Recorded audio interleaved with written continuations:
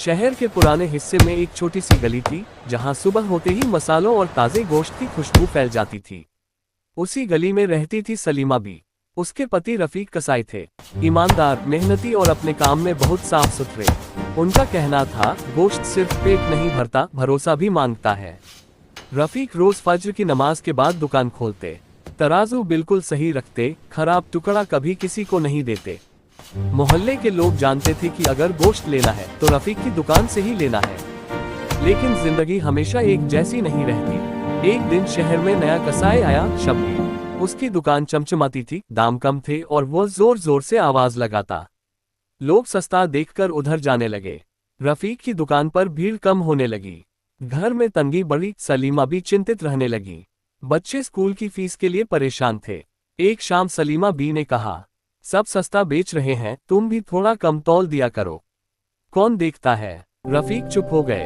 रात भर करवटें बदलते रहे। सुबह दुकान पर गए तो तराजू हाथ में लेकर देर तक देखते रहे। उनका ज़मीर उनसे सवाल कर रहा था। उसी दिन एक बूढ़ी अम्मा आई, कांपते हाथों से बोली, बेटा आज मेहमान हैं, थोड़ा अच्छा गोश्त दे देना।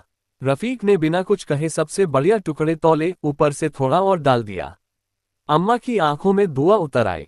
कुछ ही दिनों बाद शहर में हंगामा मच गया। शब्बीर की दुकान से बिके गोश्त से कई लोग बीमार पड़ गए। पता चला कि वह खराब और बासी गोश्त बेचता था। नगर निगम ने उसकी दुकान सील कर दी। लोगों को अपनी गलती समझ आई। एक एक करके सब रफीक की दुकान पर लौट आए। भीड़ फिर से लगने लगी।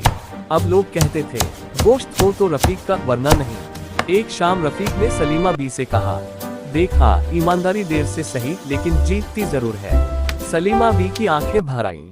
बच्चों की फीस भी भर गई। घर में सुकून लौट आया। उस दिन से मोहल्ले में एक कहावत चल पड़ी, गोश्त सिर्फ जानवर का नहीं होता, इंसान का भी होता है। जो उसे सच्चाई से काटे वही असली कसाई है।